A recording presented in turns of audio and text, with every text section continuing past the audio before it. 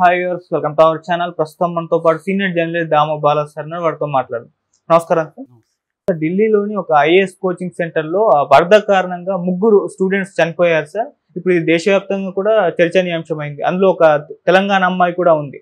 అసలు ఏం జరిగింది, మీరేం చెప్తారు సార్? ఢిల్లీలో ఇది నిజానికి దేశాన్ని కుదిపేస్తున్న సంఘటన. ఢిల్లీలో పాత రాజేంద్ర నగర్లో రావుస్ అకాడమీ ఉంటుంది, ఐఏఎస్ అకాడమీ. ఆర్ఏయు రావుస్ అనేది దేశంలోనే వెరీ పాపులర్. ఎవరు ఐఏఎస్ పాస్ అవ్వాలనుకున్నా ఫస్ట్ వాళ్ళ ప్రిఫరెన్స్ రావుస్లో కోచింగ్ తీసుకోవాలని. ఢిల్లీ అనేది బాగా పాపులర్ అనమాట. సో అందుకని కొంత డబ్బుండి ఢిల్లీలో ఖర్చు పెట్టుకోగలుగుదాం అనుకునే వాళ్ళంతా ఢిల్లీకి వెళ్ళిపోతుంటారు. అలాగా అది 4th ఫ్లోర్ బిల్డింగ్. దాంట్లో శనివారం మార్నింగ్ 7 గంటలకు బేస్మెంట్లో పిల్లలు చదువుకుంటున్నారు. లైబ్రరీ ఉంది బేస్మెంట్లో. పిల్లలు చదువుకుంటుంటే హఠాత్తుగా వరద నీరు పోటెత్తి బేస్మెంట్ని మొత్తం కమ్మేసింది. అందులో 3 పిల్లలు చనిపోయారు, మిగతా వాళ్ళు తప్పించుకోగలిగారు. 3లో తానియా సోని అనే అమ్మాయి తెలంగాణ అమ్మాయి అంటున్నారు. నిజానికి వీళ్ళది తెలంగాణ కాదు, 24 ఏళ్ళుగా తెలంగాణలో ఉంటున్నారు. వాళ్ళది ఒరిజినల్గా బీహారు, ఔరంగాబాద్ సంబంధించిన ఇది. వాళ్ళ ఫాదర్ విజయ్ కుమార్ 24 ఏళ్ళుగా మంచిర్యాలలో సింగరేణి దాంట్లో ఒక ఆఫీసర్గా పనిచేస్తున్నారు జనంలో. సో అట్లాగే ఉత్తరప్రదేశ్ నుంచి ఒకరు, నైనిటాల్ నుంచి, డాల్విన్ నుంచి ఒకరు, ఇలాగా మొత్తం 3 పిల్లలు చనిపోయారు. 3 కూడా 25, 26 ఈ ఏజ్ గ్రూప్ వాళ్ళు. 3 కూడా ఐఏఎస్లు కాదగిన వాళ్ళే అని చెప్తున్నారు. సో ఇది దిగ్భ్రాంతికరమైంది. ఎందుకంటే ఢిల్లీలో ఇట్లాంటి ఒక పాపులర్ ఐఏఎస్ అకాడమీలో ఇంత ఘోరమైన పరిస్థితులు ఉన్నాయా అనేది ఒక్కసారిగా దేశం నివ్వెరపోయిందని చెప్పచ్చు. ఎందుకంటే వీళ్ళు అక్కడ చదువుకునే వాళ్ళందరూ ఐఏఎస్లు, ఐపీఎస్లు అంటే సివిల్ సర్వెంట్స్ కావాలని కళ్ళగన్ని హార్డ్ వర్క్ చేస్తున్న వాళ్ళే పిల్లలు. సో అంటే బ్రైట్ మైండ్స్ అని చెప్పచ్చు. అలాంటి వాళ్ళు చనిపోవడం అనేది ఖచ్చితంగా వీళ్ళ 3ని రేపొద్దున సివిల్ సర్వెంట్స్ అయిండేవాళ్ళు. వీళ్ళ 3ని దేశం కోల్పోయినట్టే. దీనికి కారణాలు ఏంటి అనేది ఇప్పుడు రాహుల్ గాంధీ దగ్గర నుంచి అందరూ కూడా విజిట్ చేశారు. దీనికి ప్రధానంగా ప్రభుత్వం వైఫల్యం అని చెప్తున్నారు. ఎందుకంటే ఆ మధ్యనే కోర్టు ఒక ఆర్డర్ ఇచ్చింది.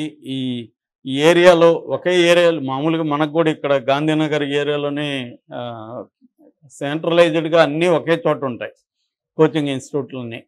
సో అట్లాగా అశోక్ నగర్, గాంధీనగర్ ఇక్కడే కదా అయి ఉంటాయి. అట్లాగా ఇది కూడా పాత రాజేంద్ర నగర్లో ఐఏఎస్ కోచింగ్ సెంటర్లు అంతా అక్కడే ఎక్కువ ఉంటాయి. సో ఈ ఐఏఎస్ కోచింగ్ సెంటర్లలో ఫైర్ సేఫ్టీ మెజర్స్ సరిగా ఉన్నాయా లేదా చూసి ఇవ్వమని ఢిల్లీ మెట్రోపాలిటన్ అథారిటీకి ఆదేశించింది కోర్టు. దాంతో వీళ్ళు వెళ్ళి చూశారు. దీన్ని కూడా చూసి ఫైర్ సేఫ్టీకి సంబంధించి ఈ బేస్మెంట్ 8 అడుగులు లోపల ఉంది. బేస్మెంట్ 8 అడుగుల లోపల ఉన్న బేస్మెంట్లో ఎప్పటికైనా డేంజర్ కదా. మామూలుగా వరదలు వస్తే మనకు కూడా ఇక్కడ బేస్మెంట్ తక్కువ ఉంటుంది. ఇప్పుడు మా అపార్ట్మెంట్లకు కూడా వాటర్ వచ్చేస్తాయి. కొద్దిగా రోడ్డుకి కొద్దిగా ఒక 2 ఫీట్ మాది తక్కువ ఉంటుంది. గట్టిగా పడినప్పుడు 2-3 గంటలు నిలిచిపోతాయి అక్కడ. అది ఇంకా లోతుగా ఉంటాయి బేస్మెంట్లు. ఇంకా ఎంత ఫీట్ ఉంటే అంత ఫీట్ వచ్చి వెహికల్స్ అన్నీ మునిగిపోయిన ఇవి మనం చాలా చూస్తుంటాం విజువల్స్లో. అలాగా ఇక్కడ 8 ఫీట్ బేస్మెంట్ ఉండి 8 ఫీట్లో బేస్మెంట్ ఉన్నప్పుడు అక్కడ నువ్వు పార్కింగ్కో స్టోర్ రూమ్స్కో పెట్టుకోవాలి. అక్కడ లైబ్రరీ పెట్టడం అంటే ఏంటి? పిల్లలు అక్కడ 24 అవర్స్ ఎక్కువ గడిపేది ఎక్కడ గడుపుతారు? క్లాసులు లేకపోతే లైబ్రరీ. సో లైబ్రరీలో ఉన్నప్పుడు వాళ్ళకేం తెలుస్తుంది పిల్లలకి ఇది సడన్గా వస్తుందని? సో వాళ్ళు చదువుకుంటున్నారు. సో ఇది క్లియర్గా రావుస్ అకాడమీ తప్పు.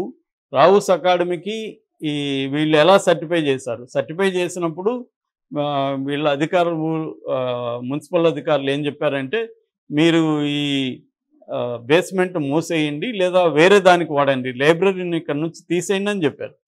తీసేయండి అని చెప్పి నో అబ్జెక్షన్ ఇచ్చేశారు. నో అబ్జెక్షన్ ఇచ్చుండకూడదు. తీసేసినాక వీళ్ళు చెక్ చేసి నో అబ్జెక్షన్ ఇచ్చుండాలి. వీళ్ళు ఇచ్చేశారు నో అబ్జెక్షన్ ఇచ్చేశారు కాబట్టి వాళ్ళు తీసేయలేదు. ఇది ప్రధాన కారణం.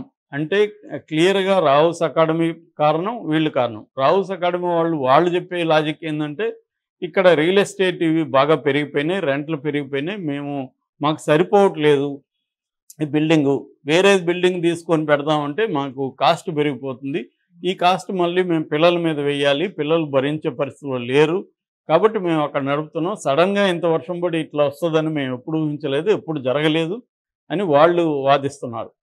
గవర్నమెంట్ వైపు నుంచి ఇది రాజకీయాలకు సమయం కాదు, మేము దీని మీద ఎంక్వైరీ చేస్తున్నాం, వాళ్ళ మీద మేము చర్యలు తీసుకుంటాను అనేది వాళ్ళు చెప్తున్నారు.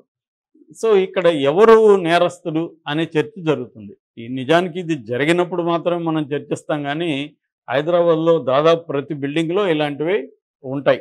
ప్రతి బిల్డింగ్లో ఎవరు కూడా ప్రాపర్ ఫైర్ సేఫ్టీ మెథడ్స్ కానీ ఏమీ తీసుకోరు.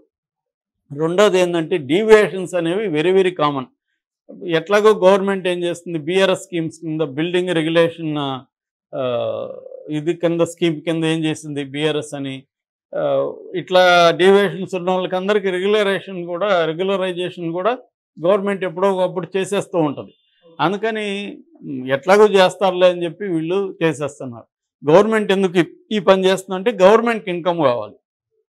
గవర్నమెంట్ ఇంతకుముందు ఫర్ ఎగ్జాంపుల్ మనకి ట్రాఫిక్ ఒకటి తీసుకుంటే, ఇంతకుముందు ఎక్కడన్నా మనం ట్రాఫిక్ ఉల్లంఘన చేస్తే అక్కడున్న ట్రాఫిక్ కానిస్టేబుల్ వచ్చేవాడు, మనల్ని నీ చలానా రాస్తాననేవాడు, సార్ లేదు సార్ చూడండి సార్ అంటే సరే 200 అనేవాడు, మనం బార్గెయిన్ చేసి ఒక 150 చేతిలో పెడితే వదిలేవాడు.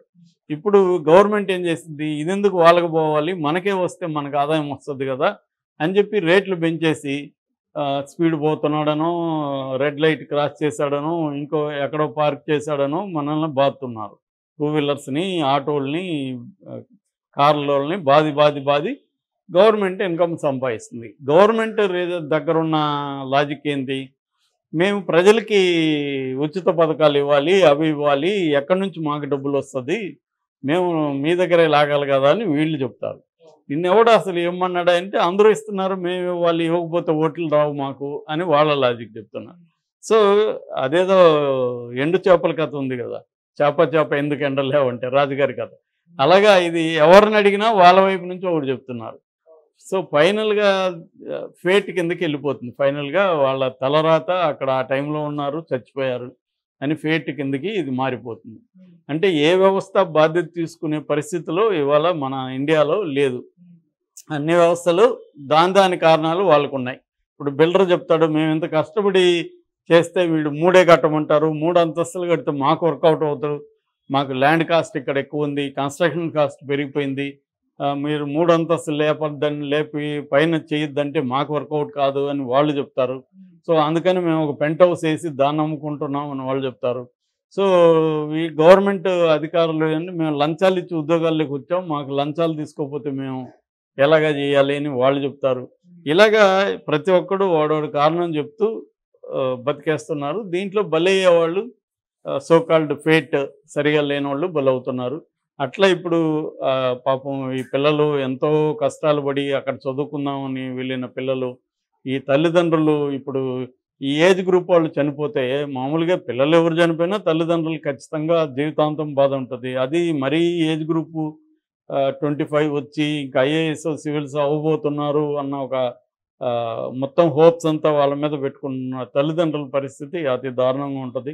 దీనికైతే ప్రజెంట్ అయితే వీళ్ళ మీద ఏమన్నా బాధ్యత తీసుకోవచ్చు. నిజానికి మనకి స్పష్టంగా కనబడుతూ ఉండేది వాళ్ళదే బాధ్యత, ఫస్ట్ ఆ బిల్డింగ్ వాళ్ళది.